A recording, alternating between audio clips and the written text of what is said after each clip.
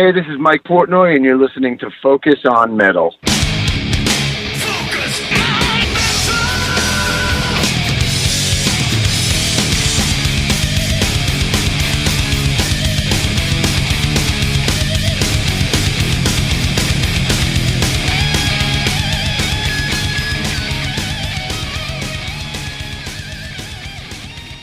Hey, Metalheads, Scott here. And Richie. Welcoming you to that which we like to call Focus on Metal. How's it going, man? It's going great. Good. More discussion. More discussion. Lots of topics. This will be, unlike many podcasts, this will end up being a very anticlimactic episode 600. There's no fanfare. Is this 600? It We is made 600. I mean, if you count all of the special episodes that we did back during COVID, we went past 600 a while ago. And I was, because they aren't all noted on the website, so I was going to go, and it's funny this happened, but funny, not funny. I was going to go back to the Internet Archive and try to pull up the old site and see all of those, but they got hacked. So that site is like off the map at the moment. So I was like, shit, I can't even actually calculate how many more actually we are past 600. But remember when we were doing a couple episodes a week because people were like, we're stuck at home, we're bored, and so we were just pumping out like episodes, 2 or 3 episodes a week. Now we can't be arsed to do one a month. Now we're doing 2 or 3 episodes a year. Yeah. But this is episode 600. Yeah. I was going to try, because I'd been going back and forth with Steve Rosen, who wrote the Tone Chaser book on Eddie Van Halen, yeah. And I was going to see about trying to get something together with him because I never really got to talk about Eddie on the show. And I was like, that might be good. We had also been offered about the author about that Rush book, too. It's not Martin Popoff, is it? No, Martin did the other one, the Maiden one that came out at the same time Martin did. Speaking of which, the other Maiden one, Hallowed Be Thy Name, it's delayed now until August. It was supposed to be out like... What do you mean August, 2025? Yeah. Yeah. It was supposed to be out like this month, or last month. It was supposed to be out in September of 2024, and I got a notification, because I ordered it, that it's now been delayed till August of 2025. I'm like, what the... Was there a paper shortage? Apparently. I'm like... By the time they bring it out, Maiden will have another album will be out of date. I can't, like... How can a book be delayed for almost a freaking year? Like, how? I don't understand. Is that what's happening now with books? They're going the same way as vinyl? There's not enough presses? Maybe. Well, the other thing they have to do then is make that book available in multiple colors. I was watching, there's a guy that I watch on YouTube who does a channel 33 RPM. Really good. He does kind of quick episodes in and out, but he's pretty good. And one of the things he does occasionally is he goes and he looks at some of the trends that are going on with media, with CDs, with vinyl, with stuff like that. And he did a thing the other day about all of this, like this trend of releasing all these different versions. And there was somebody, it was somebody in the pop realm. Taylor Swift must have started that.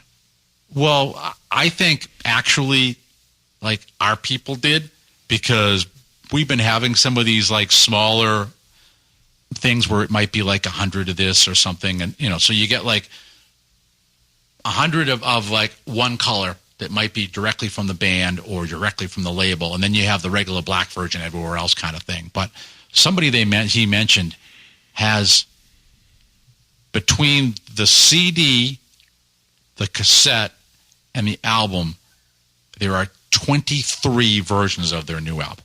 And which one are you missing? Nobody I was going to be interested in. But it was like... I don't believe you. Holy crap. It was... Okay. just because I have 17 versions of Invincible Shield. Yeah. That was a quest that had to be done. But I don't do that for everything. I mean, there's the new Arch Enemy that'll be coming out next year, and that one's, I think that's got, I want to say 8. I just ordered, it's got 1. So there's, I mean, there is, but I was like, holy crap, there is a lot of different ones that are now coming out with all these different versions. Even if you look at Dr. Feelgood, the anniversary one, all the different versions of that, it's kind of, it's ridiculous. Motley Crue scraping the barrel again because they own their own masters. Yeah. Yeah. Re-releasing and re-releasing. You gotta do it well when Vince could sing. What? Yeah, but I think that also impacts the pressing plants too, where you're like, they're trying to crank all this stuff out, and especially some of these ones that are, you have to do a lot of handwork before you're actually pressing them and stuff. It takes time. Mm-hmm. So the one thing that I get for a band that I love, they'll bring out multiple versions. I'm not the multiple version guy. Yeah. But what I've bought every time it comes out is I'll get the vinyl box set for Deep Purple. And so I have it for Whoosh, I have it for Infinite, and I have it for the new record. Yeah. And you got the regular version. Yeah. I'm just curious to hear what your thoughts are on the new record. Did it meet your expectations? What were you expecting? So I didn't really have any hard set expectations anymore. That I think they kind of hit a plateau for me with Perfect Strangers. And now, because there's a lot of stuff they've put out since then that I just haven't bothered with. But this was kind of a, you know what, I'm just kind of curious, like where they're at. And so that was more what it was. It wasn't like an expectation, and it seemed like a lot of people were saying that it sounded pretty good, and so it was why not? I'll go and I'll pick it up. So that's what I did. What did you think of it? I didn't hate it. It's still, it's still not like all the, classic what I would really love about Deep Purple, but people move on. Yeah. So. I think for me, I've said it before multiple times on the show. I'm a big fan of the Steve Morse. Yeah, era he's a great player. I thought that he put the band in a, there's a different sound. Mm-hmm. Very different sound to Richie Blackmore. Yeah. So I think the direction they went with him, it was like a completely different band in a lot of ways. There's a lot of stuff on those records that Blackmore probably wouldn't want to play. Yeah, because Steve, I mean, even if you go back and you're familiar with any of the stuff he did with the Dregs, they could just pull shit out of air, So he is the kind of player that goes, I'll give that a shot. I'll try that idea. Where, Richie had that reputation of, fuck you, this is my band. I also think that hiring Don Airey was a stroke of genius after John Lord decided not to be in the band anymore. Yeah, well, I mean, it's almost like this natural thing of like, who's the natural successor as a keyboardist after John Lord? The only other guy I can think of would be like someone like Greg Giuffria or someone like that. Somebody might have raised their hand and go, well, you get Claude Schnell. But it's like, well, no, you got... Or Jens Johansson or someone like that. Don has that... He has that pedigree, and he's done all that various stuff with and people. And he's English. There's that too, yeah. And it just, it seems like it seems like wherever that guy goes, he just like slots right in. So, yeah. And I think the other stroke of genius they did was to get Bob Erzon to work with him eventually. He's done, I think, the last 4 records. I think Whoosh, I absolutely love Whoosh. I think Now What, whatever year that album came out, that was the one that, the first one they released after John Lord passed away. That was my album of the year. I think Now What is an amazing record. And then they get Simon McBride in, who's probably at least 30 years younger than any of the rest of them. Yeah. And I was thinking to myself, what's going to happen here? Is he going to be able to put his stamp on it? Because I think with Steve had not only did he have the chops, he had that pedigree. Mm-hmm. People knew who Steve Morse was. He was one of these guys that a lot of guitar magazines would vote as being one of the best guitar players out there. Yeah, well, it was that too, and then there was the fact that here's this guy that people were knew. Well, at least if you were a guitar player, you knew, right? And then he fucks off and goes plies planes for a couple of years. Yeah. So then when he comes back and he's in Purple, people are hungry for new Steve Morse. Mm-hmm. And then when you see him live, he's one of these guys that's on stage that he smiles from the beginning of the show to the end. He is having fun. He looks so freaking happy, and that just carries across to the energy, the playing, all of that, as opposed to a Sully moping guy. He just always has this incredible stage presence.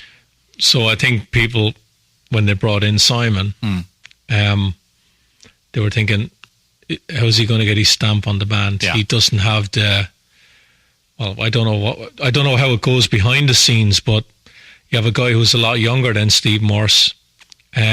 Would he be very deferential to the rest of the guys and say, I'll do what you tell me to do, rather than I'd like to do this. Yeah. How will this fit into what you guys do? And after spending a bit of time with the record, I think the reviews are more or less spot on. It's better than I thought it would be. And that's me coming from, I love the Steve Morse stuff. I love his sound with the band. Yeah. Obviously, Simon has the background knowledge of the band, how they sound anyway. Yeah. That he didn't try and fuck with that. And the guy can obviously play his ass off. And to be honest with you, at this stage, when you have, I think 4 of those guys are in their 70s, and I think Ian Gillan is probably closer to 80 than 70. For them to be bringing out music this good for me at that time of their life is like fucking hell. Yeah. Amazing. And they're still touring. Yeah. And Ian Pace can still fucking play his ass off. It's things some people don't realise is that even though these guys are up there, they're still great players. Yeah. You put Roger Glover in a band, you're not going to get shit. Yeah. Like, that guy has produced fucking Deep Purple, fucking Rainbow. He's been around the block. Yeah. The same with Gillan, the same. Pace has played with multiple bands. He's been Whitesnake for a while, and then he was with, who else has he played with? Gary Moore.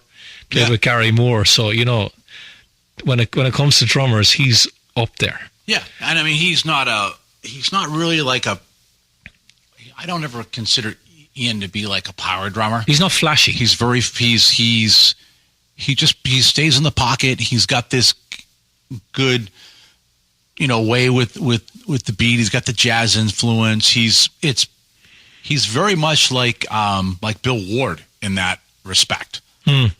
Yeah, but I think it's a great record. It's just whatever mark it is now. The video of all is Mark 2 and 3. It could be Mark 15 or 16. I don't know. But yeah, very happy with the record. Yeah, really happy with it. Simon, some of the solo on it from Simon's fabulous. He just has a great sound, and I know a lot of that is probably from Bob Ezrin as well, the way he mixed it and produced it, because Bob Ezrin is like a fantastic producer. He's got the track record as well. Yeah. And I don't know how much Bob still produces, but do you know, is he working with other bands, or is it when every time Deep Purple comes around he just wants to work with them? I don't know how much else he's doing. Yeah. It just seems, for some reason, it just works with them, with Bob Ezrin and Deep Purple now. I think the band and Bob have just, they're riding this wave that they have towards the end of their careers. Yeah. It's like, well, it's tough too. You got to figure, right? Both for Purple and for Bob, right? That this age of big budgets, big studios, like all that stuff that, there's no budget like Bob had to do Destroyer. There just isn't. There's no budget for a lot of that stuff that he would have done with Alice Cooper. It's just not there anymore. So, but now he's got a band that is, like you said, he's got somebody like Roger in there as well. So there's probably a lot of good talk back and all of that. And they're doing this thing on probably a shoestring budget. There's probably stuff that's being done even like at home and stuff. And he doesn't have this big canvas he used to have, and he still makes it work. But what Bob has is the musicians that can go in and play it old school if they have to do it. Exactly. That they can all get in the room together and play. Yeah. And he has that. Yeah. And long may it continue. The guys are well up there at this stage, but I'd love the record. Yeah, and it's gotten like great I said, reviews. it was a kind of a thing of at this point they don't have anything to prove, and yeah, like you said, they're still putting stuff out, and it was all right. I haven't bought the last couple ones, but I'll buy this one. Why not? What was interesting? I think it was in Rock Candy magazine a while back. They asked Roger Glover, "What's the one Deep Purple album he keeps going back to?" He picked Perpendicular. Huh. Interesting. Yeah. Now, whether that's got to do with who the new guitar player on and the other guy was gone, but maybe it's just the memories they had when Steve joined, that it felt like a completely new band and the chemistry was there, and they were all, from the beginning, and the enthusiasm was back. Maybe with what happened with Richie before, I don't know, but I'm sure that raised a few eyebrows. Probably. Because what are people going to want them to say? Like, they're going to want them to say Machine Head, or In Rock, or they're going to want them to say Fireball, or or Perfect Strangers. Like Perpendicular, it's like, what the fuck?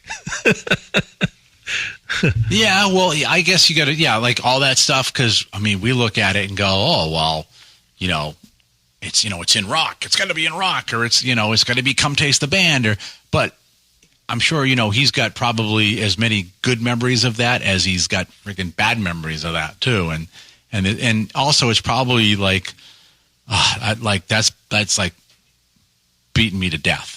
But I've got this other thing that came along that was good. That re-energized me. That made me want to do stuff, and and that's probably part of what plays into it. And no pressure or anything like that, and just probably just kind of some new collaboration, and then it was fun. Yeah. So let's talk about another new record that came out, the new Dead Daisies record. Fantastic. Yeah, it's good. It is. It is good. Yeah, I got all butthurt over the weekend. I played Nick the title track, and she was, I don't like this. She's like, it just sounds like and I'm like, it's like the title track. It's supposed to like grab you by the balls and like drag you into the album screaming. And she's like, I don't know, it sounds like this, like too much going on. And I was just like, she's like, oh, you're all butthurt about this, aren't you? I'm like, yeah, I am actually. I'm like, I really like this band, and this album is like probably one of their best. Yeah, but I've had this thing for a few years now with the Dead Daisies. Is it a band? Or is it a project? Because they've had how many members have been in and out of that band? David Lowy is the only constant. Yeah. Well, David Lowe is the only one that can afford to be the constant. Yeah, I understand that. But I think that in the case of the Dead Daisies, I think it started as a project, and then it was really meant to be a band. But because they're really trying to do that, like 24/7, 365 almost kind of a thing, that people just go, I can't keep doing this. Like, yeah, I think, because usually if you think about people that are in a band, you kind of have this record, tour, chill, record, but this has just been like, it's like nonstop, and they're pretty damn consistent with releasing stuff. They are, but the other problem that a band like that has is their touring is in Europe. Yeah, and I go that's by the bread and butter. Part of what my thoughts on that do come from is from everything that Karabi says in his book, where he talks about where there was stuff where he was even trying to do stuff with his son and he couldn't do it because they just kept dragging him into the next thing and dragging him to the next thing. And I think that like everybody experiences that. So I think that if there's probably a high burnout factor that makes it sound more like a project. Yeah, I think Doug's done 5 albums. Maybe he's done at least 4, I think. He did the 2. No, hold on. 5th. He did 2 with Karabi, and then he did 2 with Glenn Hughes, and now with the new one. Mm-hmm. So he's done 5, maybe 6. So he's definitely been the longest guy in the band other than David Lowy. Yeah, he's been fairly a constant presence there, yeah. Yeah. Get well soon, Doug, by the way. Yeah. They're on tour, either going on tour or on tour at the moment. Yeah, they're on tour. They got Reb Beach to play. Yeah, which was, granted, Reb is a fantastic player, but I was thinking... Different sounding. He is, because, yeah, Doug's got just very... He's a Les Paul guy. He is. He's got some awesome gold tops. He's given me shit about that before, too, because he knows I have this gold top lust for some of his guitars. But the fact that they're on tour and Reb is stepping in, like, basically cold. It's like, holy shit. Yeah, but he can do it. But it's still just like... I mean, it's not without a net. He's got, still got David playing rhythm and stuff, but you're stepping in, and you're stepping in for almost, to me, it's almost, I'm a little biased, but like the marquee guy in the band, to me, is Doug. And, you're stepping in for that, and like, just right. It isn't even like, oh, we're going to take 2 weeks off, we'll rehearse you in. He's just like dropped in and went and did it. Yeah, but if you're getting... I understandably, people are going to be, a little bit upset that Doug's not there. But of course, the guy has cancer. Right. And you do have the opportunity that you could say, you're getting Reb, Doug. Doug, how'd you play that part? Oh, you just do this. You're getting Reb in. Yeah. Like, Reb is a name. Oh, but I'm not saying, what I'm saying though is not slight on Reb. I mean, he is a great player. I mean, it's why he's the frigging ghost guitarist on so many damn recordings from Tom Warman, right? But it's the idea that he was able to just like drop in the middle of a tour and just like take it. That's what session guys can do. You have that pedigree. That's what you do. You bring him in. I need you to play this. You got an hour to do it. Like, so if you take like Brad dropping in for Randy, right? Okay, Brad grew up with any of the Sabbath stuff that Ozzy was playing on that tour.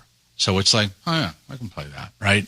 And then the other stuff was getting played on the radio. He was, not that he might have been familiar with how to play everything on there, but he knew from the scene who Randy was. He had a little bit more background on that, but it's not like they're playing Dead Daisies on U.S. radio. They are in Europe, but they're not playing it here. So now you're doing this quick study of, okay, what's your set? Okay, I got to learn. This is all the songs I got to learn like right now, it's a pretty big lift for anybody. Actually, go off on a slight tangent there because we're talking about Reb. It was an interesting post about a week or two ago. Winger played some show. I think it was a Prog Power, one of these festivals. Yeah, okay. And they did the whole pull record. Yeah, I think it was Prog Power. And one of the promoters, I think it was posted on social media, that Winger, they found out what equipment was at the festival. They went and they hired it for a couple of days and rehearsed, knowing that they were going to go in and this was the sound system they were going to get. And not a bad idea. Yeah, so the promoter, the guy posted it, said, I've never seen a band do that before and I'm never going to see a band do that again. He said he couldn't believe how prepared they were just to pull that performance off. And by all accounts, it was absolutely fucking amazing. I bet. Yeah. Well, the thing too, I mean, because equipment will vary. I mean, if you don't know what your backline is, I mean, yeah, that's can be a problem. You're dropping in. I mean, now they have, flyer rigs. So you could go in with your fly rig. I mean, this little bastard's a fly rig, and so it's got basically, and they've got a couple of people have like their own, but it's basically all one unit ready to go. And so you just can drop that in, plug that into the PA, and you've got your sound. Boom, done. But a lot of these people they just don't have that. And so, yeah, you go in and suddenly you've got an amp you don't know, or yeah, it makes a difference. So but even to like be willing to like put the money forth to do that says a lot for them. It says a lot about them, yeah, as people and the standards that they have for their performance. Yeah. And I know a lot of that is obviously driven by Kip. Oh, yeah. But still, to do something like that, it says a lot about their personal pride in how they play, but it also tells them about what they want the audience to get by actually doing that. That it was a special occasion. They were going to play the album from top to bottom. It's not something that I don't think they've done before. Yeah. This is something special, and we're going to make it sound as fucking good as we can. Because, like I said, it does make a difference. I mean, how I play this amp is way different than how I play that amp over there. You can play the same notes, but to get the same stuff out of them, there's a certain way you have to play to get it to happen. And how many musicians have I spoken to over the years that, they don't rehearse. Yeah. Just turn up, they play, they get the paycheck. Yeah. And I remember I asked one or two of them about would they play this song? What about adding this song to the set? Oh, that would require a rehearsal. So in other words, we've learned 10 songs and that's all we're ever going to play for years and years and years. Yeah. And that's all you're going to get. Kiss. Actually, it was a smaller band than that. Focus!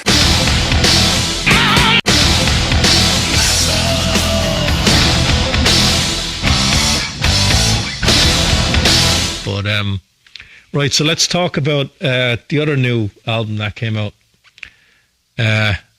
Stryper album. Another album that's getting really good reviews. Yeah. Where does Michael Sweet get all the songs? I don't know. He is pretty damn prolific, that's for sure. And he still sounds awesome. Even live, he sounds awesome. Yeah. Now that was one of the ones that where I had the opportunity to. Oh, I should mention that test pressing, Michael signed. Okay, nice. So I had the opportunity to get the test pressing, and I was like, yeah, I'm going to indulge even deeper into my vinyl addiction and do that. Nice. Because was that recorded in Spirit House in Massachusetts? I think normally the records are recorded out there. Yeah, I don't remember where it is. Yeah, because Michael used to live, I don't think he lives anymore on the Cape up here. But the thing with Michael now is I pick and choose what he brings out. Like, I didn't get the last Sweet Lynch record. I haven't got any of the Sunbomb albums he's done with Tracy Guns. But I'll get the Stryper stuff and I'll get his solo stuff. Yeah. So I can't comment on what the Sunbomb album is like. Or I do like the Sweet Lynch stuff, but don't ask me why I never got, was it Heart and Soul or whatever it's called from last year? I remember it's over there. Yeah, I never got that. Yeah. But there's something about this new Stryper record that it's just a notch, I think, above the last one or two that they've done. And I can't put my finger on it. I don't know whether it's a bit more varied. Maybe the guitar tone is a little better on it.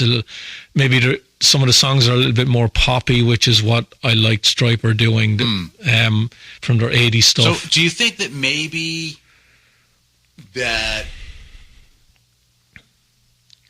they had to go through a few that were more aggressive albums, which I actually like better, in order to work out the Tim Gaines anger? And now they've gotten through that, and now it's kind of gotten to a point where the songwriting has kind of changed gears a little bit? I don't know. I think it's just what Michael writes, because he said it himself over the years, and I've asked him. He'll write an album in a week or 10 days. So that whatever I write in 10 days, that's the album and that's it.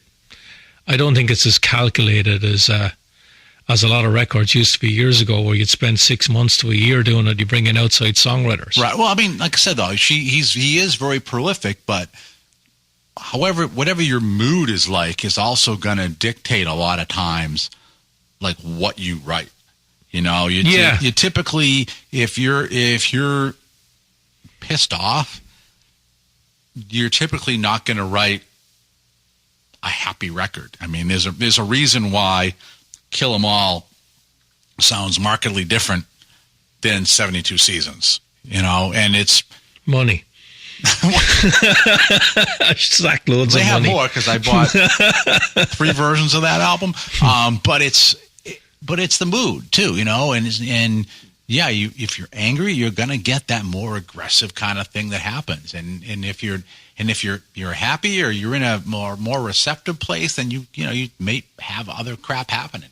So one of the posts I put on Facebook about a week ago, because I said I got the new record in a separate post, and that got me thinking. Name a band that has released their best material 10 years after starting recording. And people picked Stryper. Some of them picked Stryper. Yeah. And I could see it. I could definitely see it. Now, with the nostalgia factor, a lot of people are going to say, oh, to hell with the devil. Or to a lesser extent, Soldiers Under Commander and God We Trust, maybe. Right.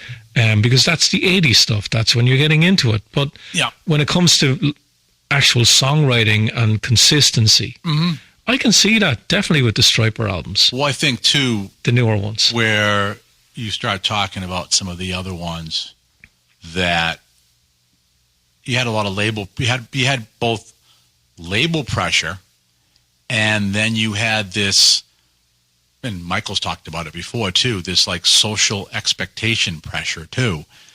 And so they were essentially having to bow to both of those while trying to be successful. And now they don't. It's just kind of like they're self-managed. Michael's wife manages the band. It's all and to be honest with you, I've said this before as well, that organization, class top to bottom. Yeah. Class. Yeah. But it's the whole idea too, though, that you don't have this whole, fundamentalist Christians examining every move they make kind of a thing either. Like, they went through all of that shitstorm, and they didn't weather all of that very well.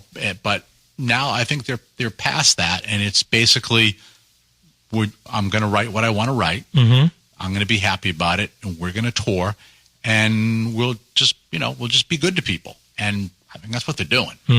Because what they have is they got 3/4 of the classic lineup. Yeah. They have Perry Richardson, who some people might know as being the bass player in Firehouse, so he's known as well. They have a singer, still writes great material and still sings great and plays great. Yeah. So that they've got all that going for them. And every 2 years, new record. Yeah. 2 years down the line, new record. Yeah. And they still look good. Now, I know Oz has had his health issues, and Michael had I think he had something wrong with his eye about a year or two ago with the last record. But, touch wood, their health's been good, and they're on a good run. Yeah. And they're another old band that are releasing really good new material that a lot of people won't give a shit about, and I think they're missing out. What's surprising is that when we used to have Michael on a fairly regular basis for a while. Actually, but before you get into that, actually somebody commented on my Facebook post about, it's been 5 years since you had Michael on, you're not interviewing him anymore. And I commented back saying, I'm not interviewing anybody anymore because I don't have the fucking time to do it. Yeah, but and that's exactly what I was saying, is that when we had Michael on fairly regularly for every release he had out, and there was a lot of releases, and every time you did I would post that we were having him coming up, it was like people were, no pun intended, rejoicing. It was probably the one person we'd have on that generated the most excitement. Well, maybe I'll break the cycle and reach out. But why I'm saying that is that I think that they might be one of these bands that, although it might not be like massive publicity about it, but they may actually see decent sales numbers for their albums because they still have this kind of a loyal, almost underground fan base. Yeah. Well, they know who they are. Mm-hmm. They know what they need to do. Yeah. And they just do it. And I don't think they have high aspirations of all of a sudden, radio's going to pick them up or whatever. But, yeah, they're very, very knowledgeable about where they are in the market. And they do it really well.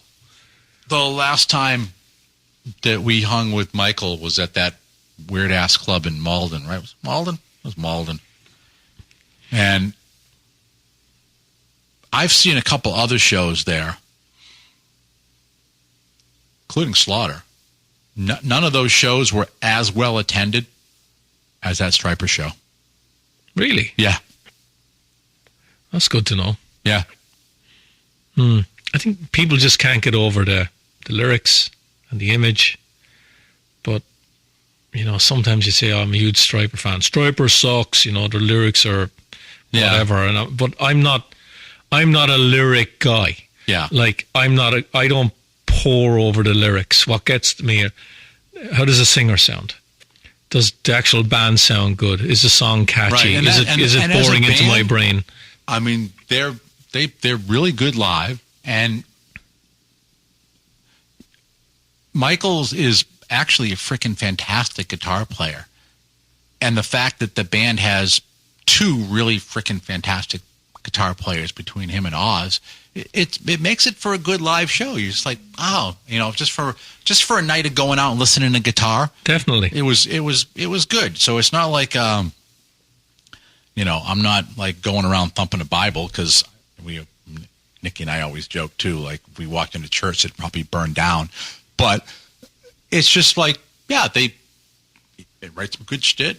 He still sounds awesome. The whole band is tight as hell, and just really good guitar playing. Yeah, they're good. They're a good heavy metal hard rock band. Yeah, always have been. Yeah, they have, and you know more about this than I do, and I know Michael has said it for years that he's fixated with tone. Mm-hmm. But they have this guitar sound that makes them stand out from a lot of the other bands, and you probably know what it is, and you can get into the nitty gritty. Thing where that guitar tone is not clashing with his vocal range at all, and it's worked really well. How would I describe it? Is really clean. I'm not the guy to describe it. Actually, it's just, to me, it's just different to a lot of other bands. Mm-hmm. Very clinical, just. Yeah, I mean, he's very effective with the noise gate on there, and he's really optimized how they do the overdrive as well. So, and there's different ways you can do the overdrive and the clipping and all that. This is like, I got one crazy clipping circuit I've been making. Of course you do. Yeah. What colors? Hence all the circus shit in front of you. But it's I mean, he's honed that down between the guitar he uses and the pickups and everything else. Yeah, he's definitely someone who's like, maybe not to the degree of Eddie, but yeah, chasing down the tone he wants. Yeah. So let's finish up. Well, I've probably gone 6 tangents on this, but we haven't really spoken about this that much, I don't think. The Kerry King Death Angel thing with Mark. Yeah. So Kerry brings the record out, Mark sings on it. He had this agreement that he wasn't allowed to tell anybody he was on it. Yeah. And at the time, I was thinking to myself, how is this going to fit in with, he's going to sing with Kerry and he's still a Death Angel. Yeah. That with bands making their money on the road, now. Yeah, That pretty much. It's bound to clash. And of course it did when the band had to pull out of the Wasp tour because of one of the reasons was scheduling conflicts. Yeah. And I think the drummer Will Carroll, I think, explained it a bit more and said that it's Mark, because Mark decided that he's playing with Kerry and we can't play and it sucks. Yeah. And one of the reasons it sucks is because once you cancel a tour, you don't earn money. True. That's true. Yeah, I just figured they would be out of Wasp because they were like, no, fucking Blackie's gonna flake on us, and like, you know what, I'm gonna do this instead. But yeah. But put yourself in Mark's shoes, right? So you're in Death Angel. You've been back in Death Angel since what? The Art of Dying, which is 15 years old, maybe even more than that. When they got back with the classic lineup, right? So you've done all these records since then, which a lot of people really like. Yeah. Like they're one of these old school thrash metal bands. They were maybe second tier that people can point to now, like the likes of Overkill and Flotsam, and say, you know what? They're still releasing fucking great material now. I still buy them all. Yeah. Yeah. And so he decides to do the Kerry King thing, not tell anyone in Death Angel, because he wasn't allowed to. Yeah. And that to me, that's the shitty part. Now, if you're the other guys in Death Angel and he's in your band, how can that not adversely affect the way you look at him now and say, what the fuck? Like, what about us? Like, you're in this band. You'd rather go and do the Kerry thing and not tell us? Like, even if that didn't clash with the dates, I'd still be fucking pissed. Yeah, because I've always, I guess naively, but I've always considered Death Angel to be like this band of brothers. And, I mean, that's basically kind of what they were at the beginning, right? But I've always considered that it's always been that tight-knit band, which has been something that's been pretty cool about them. It's always been almost literally a family. And then, you would think that it would be, all right, Kerry, I'm going to do this, but I'm in this other band, and I need to tell my band. Maybe he knew the other band to tell him no. I don't think they can really tell him no, but I think you just need to at least tell them, like, man I need up to fucking do this. I mean, if it's your band, you know, you should be open with them. Like, I just can't fathom why you would be like, nope, you've got an NDA and you can't tell anybody you're doing this. I was amazed when that came out. I was amazed he was able to actually not tell him. Yeah, because even what's going to happen if... It's like, what have you been doing for the last 3 months? Oh, I've been sitting at home mowing the lawn. And then they find out he's been recording with Kerry King. Yeah, that kind of boggles me a bit. Because then what? All of a sudden, you know, somebody offers a big Slayer payday, and so that Kerry goes, oh, well, see ya. And then Mark ends up with no band. Yeah. Yeah, the thought did cross my mind, because Slayer, of course, they did some reunion shows. Yeah. But where's this Kerry King thing going to go, though? Right. You know, is this going to be a multi-album thing? And then the other thing that I was thinking was, so what's Mark's role in the band then? Because if he can, as a member, what I'm saying is, like, you know, there's the member and then there's what people call a member. Yeah. So with Mark doing the Kerry King thing now, what was his membership in the band before the Kerry King thing? Was he on the salary? And he could just say, I can do the Kerry King thing because I'm on a salary with Death Angel. That, you know what I'm trying to say?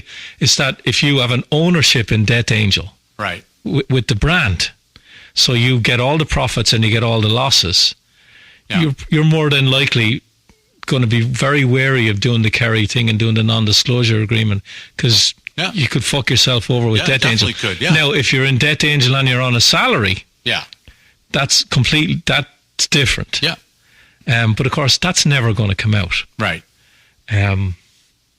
Because like that could be just Rob's band. Rob could own the name. Yeah. He might be the one that's, Yeah. that, because didn't they play shows after Mark left? Maybe not. Remember. Maybe over the years they played. Oh, they did the organisation, but that was a different band. But it's I just think it's a fucked up situation. I just don't even understand why Kerry would do that. Because Kerry is interested in Kerry. Well, yes, always has been, right? But I don't put any of the blame on Kerry. Kerry said, right, I want you to record the record. Yeah. I want you to sing on it. Here's what I want from you. Yeah. And Mark said, okay. It's all Mark's decision. Well, I don't disagree with that. I don't know why. To be honest with you, I don't know why Kerry would have even had a non-disclosure agreement. Everyone knew he was making a record. Yeah. Is he that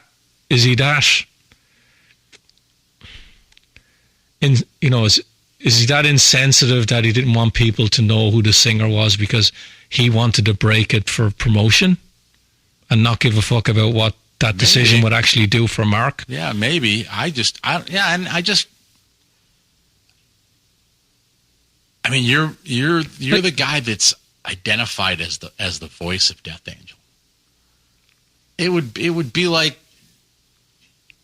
Chuck Billy doing that to Testament. It just doesn't. Yeah, no, Mark doing the Metal Allegiance thing. That's different. Yeah, but these were here and there. Yeah, they never clash. Now, right. So if you're in Death Angel now and you're Death Angel's management, are you looking at Kerry King's dates before you're offered a tour? Is that the way it's going moving forward? It certainly seems that way. Yeah. Well, I also can't. They can't replace Mark. Death Angel can't replace. They really can't now at this stage. The other part is like, how much do you think Kerry's going to tour? Where's he earning his money? It's not on selling the record. I'm sure they get some pretty decent residuals from the Slayer catalog. Probably now, yeah. And I'm sure the reunion shows wasn't an adverse effect on their bank balance either. All they get to do is, we need some money. All right, let's go throw a reunion show. Let's play 3 or 4 shows. Boom. Okay, good. Bank's full again. Then I can go back and sit home with my snakes.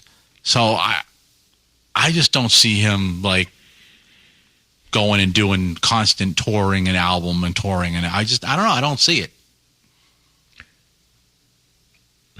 I can see him touring a lot more, next year, because all these guys, all they want to do every year is they'll get on the festival circuit. Yeah, but that's a limited window, though. I understand that. I know, but I think with Kerry King, he didn't want Slayer to end. I think he still wants to bring out albums, and I don't think he wants to wait 5 years between records either to do them. Yeah. It wouldn't surprise me if they were in the studio next year doing another record. Now, whether Mark is singing on it or not, I don't know. Right. And that was the other thing with, the band is called Kerry King. Yeah. It's not a band name with Mark in it. Right. There was a lot of head scratching for me going on at the time. I just think that's, to me, I'm like, yeah. And maybe this non-disclosure agreement thing happens a lot more than we know, but I was like, fucking hell, you're fucking over your own band. Yeah. And now they're playing Christmas shows. Yeah, well, they're annual deal. Yeah, so they'll play those, and then what? How old is Humanicide? 3 years old? 2 or 3 years old? I think so. Yeah. So they were like the Overkills and the Flotsoms and all that. 2 years new record. 2 years new record. Now it's 2 or 3 years, and you've got all this going on, and I wouldn't be surprised now next year if Death Angel called it a day. Personally. Well, how long can this go on for? Well, the thing that sucks is that they're, for the most part, they're younger than all the people they came up with. Yeah, true. And Mark still sings the material really well, and the new stuff is really good. I mean, the only other person who was in that same time frame that was younger at that point was Alex. You know? But how long, how many tours do Death Angel do? So when you're offered a tour that's pretty decent, that's got a pretty good run on it, that's, I think it was probably, a month, maybe 6 weeks in the US. And you're a musician in the band, and you're thinking, right, where am I going to get my income this year? Yeah. And you're looking at that tour as probably being one of the ones that, that's a good chunk of weeks here. I can earn some money on that. Yeah. And this happens. Yeah. I mean, the only other thing would be, as we're talking about it, is who was thinking Death Angel and Wasp go together? Because they really don't, if you think about it. I don't think it matters these days. I think you see it a lot more than you used to. Oh, I know, but so in Europe, not a problem. I wouldn't even give it a second thought. But here, we're a lot more segmented. So I look at when that last Queensryche show with Saint. I was a friggin' happy camper to see Saint and Queensryche. They are not two bands that normally go together. They're not. You got one that's pretty more like old school, and you have the other that's kind of more a progressive, cinematic kind of thing. And you could see it within the people, too, that there were people that actually left after Saint, or that watched, and they really weren't very excited about it. But then they were very excited when Queensryche came on, right? Yeah. Or vice versa. To me, I was like, I'm sitting here in Worcester watching Saint. This is freaking awesome. Hey, and I get to watch Queensryche too. All right, But I was more the minority there. And I can say, Nikki was more of, Saint, whatever. Like, we're missing the other show we have tickets for this. But the Queensryche show was good, And there were a lot of people like that. So I look at that and go, how many people going to see Wasp are going to really be familiar with Death Angel? I don't know. Good question. They might be more familiar with their earlier stuff. I mean, granted, when you look at Wasp in the scheme of things, they were that harder edge stuff, but it's still different. That's still more like metal. There's a glam metal chunk in there too, with a little bit of shock thrown in, versus pure thrash. Pure thrash now. Earlier Death Angel, some more flavors in there. Yeah. Their newer stuff, I can see where you're coming from. The newer stuff is just riff heavy thrash metal. Right. Yeah. I mean, once you get off of Andy and you get more of that straight beat, and it's straight thrash now. But I just thought I'd bring that up because I don't get down here that often. And I got all this shit I want to get out. Purge. Yeah, so we'll spend a minute or two. Let's talk about the new Dream Theater that the song just came out today. So you Portnoy back. Yeah. You got the new record coming out next year. They're going out on tour. What are your expectations on that? You heard the song? I have not heard the song. I have. I heard they were going to put a new album together. Obviously, the Portnoy return has been there for a bit. And I know that when people asked me about it before, my whole thing was, what will make a difference, at least I think will make a difference, was going to be whether does Mike walk in the door and return back to his former role, not just as a drummer, but as the mouthpiece, as pushing that kind of being the more of the metal bastion. Granted, John has maintained a lot of that, but there's been a lot of other elements that John's allowed to creep in more. And so is Mike going to go back and have that same voice and authority that he had before? If he does, I'm excited.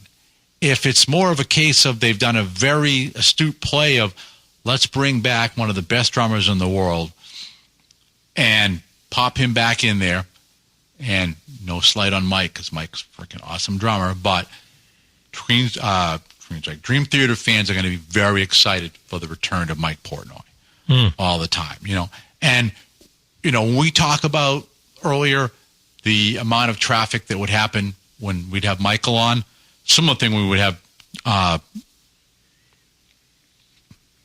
Portnoy, yeah. Too many Mikes and Michaels. Yeah, I'm like, can't be another Mike. Yeah. So it's a similar thing. I think he's got like his own little fan base in there, and people listen to that band and new albums to be like, what's Mike gonna do? And he plays really well with John too. What you're going to get, and I've already seen it, is people are going to overreact, right? So they're going to overreact to Mike Portnoy coming back into Dream Theater. Yeah. And what they're also going to do, and I don't do it, they're also going to now denigrate the stuff that they did with Mike Mangini and say that Portnoy is back now. This is the best song they've released since Black Clouds and Silver Linings, right? Yeah. You're going to get that overreaction. Sure. I've already seen it. Yeah. The one thing I'm interested to know, and I hope to God that they do this, is they do not ignore the albums that Mangini played on. Right. And that they at least represent it's Dream Theater. Right. Portnoy was gone they did 5 records with Mangini, right? I think 3 of them are stunning. Yeah. Right? I think that the last 2 and the first one are stunning. The Astonishing I've no time for, right? And over that time too, John has done some tonal changes and, changed guitars, changed amps. So he has kind of grown in a different direction as a player as well. So, I mean, do you allow that to continue and you meld Mike back in, or is the expectation of like, no, John, like, yeah, forget that. Like, we're going to skip back. Well, you brought up the point, what role was Mike going to have when he's back in the band? Is it going to be the same role? Right. Right. To me, one of the telltale signs is if they don't play the Mangini stuff, and I could be completely off base here, but I'm going there anyway, is Mike Portnoy came in and said, I'm only going to play the stuff I played on. And the rest of the band said, okay. If they I can't see him doing. Yeah, I can't either, but I'm going. He's a drummer's drummer. Yeah, but I'm going there. Yeah. Right. And the other, I could swing it the other way and say that if they end up playing some of the Mangini stuff, I can look at Petrucci and say, yeah, you just put your foot down and said, right, Mike, here's one of the things you're going to come back. We're playing this stuff, and that's the end of it. And Mike went, okay. So maybe that's where the dynamic changed from when he left, and when he came back. And then there's the other dynamic. I think it was him and LeBrie were button heads. Yeah. There's that. So yeah, I'm the song's good. It's fucking 8 or 9 minutes long. The first thing you nearly always do with Dream Theater songs when they announce the records. Yeah. 16 minutes, 8 minutes, 9 minutes, 1 minute 20. That's the piano piece. Yeah. It's kind of what you do with Iron Maiden now too, right? Yeah, true. Yeah, but then you look Harris. Oh shit. Yeah. And then you look and you see the minute one. You go, oh, that's the short intro. So we got. I think they're starting in Europe. And again, they fucking play lots of shows. Yeah. And they got the new record coming out, and I'll buy it, and I'll probably really like it. But, just don't be another one of these bands that just ignores an era of the band because one of the guys isn't, right. Wasn't on it. You're playing the band's songs. Yeah. Yeah, I think, like I said, Mike's always been a drummer's drummer, so I don't think he'd have a problem playing anybody's stuff. Well, it's not as if he can't play it. No. That's a given. Yeah. But yeah, Mike is a fan. Yeah. He's always been you watch his YouTube shows and you listen to him in interviews. Like his knowledge of music is phenomenal. His music collection. He's one of these guys that, you know, I just don't play music. I fucking live and breathe the shit. You know. Yeah. And he did this. He did this YouTube show a few years ago. I don't know whether you saw it. He went through his record collection from A to Z. Yeah. And it wasn't his old stuff, it was the new stuff. Yeah. And some of it was his, but he went through it and like he was just talking with all these bands, what they meant to him, and then some of the records he played on. And right. It was brilliant stuff to watch. Yeah, no, like I said, he's great. And yeah, Mike, if you listen to this and you now know who has your Mexico City bass drum heads, you're still not getting them back. So that's it. I'm done. I can't talk anymore. All right. Well, that'll be a wrap. We'll have passed the 600 mark. Yeah, I think 500. Which one did we have? So you had Fleming Rasmussen as a. That was 300. That was 300. We did 300 and 301 was Fleming. That was our Master of Puppets. That far back? Yeah. Fucking hell. Which one was Joe Perry? Was that 400? Joe Perry was 203. Oh, okay. And for 600, you've me and you. Yeah.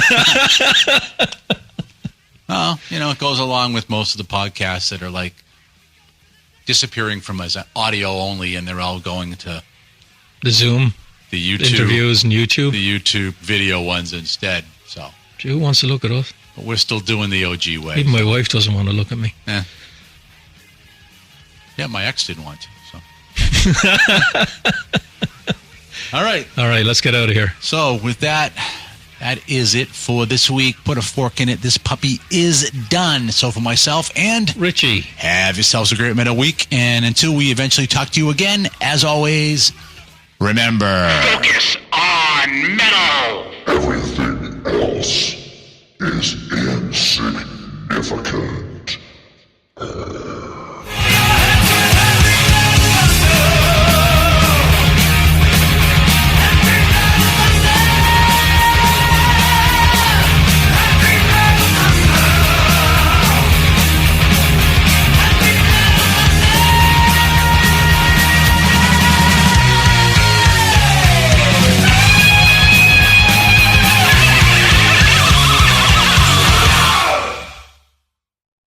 You're still here? It's over.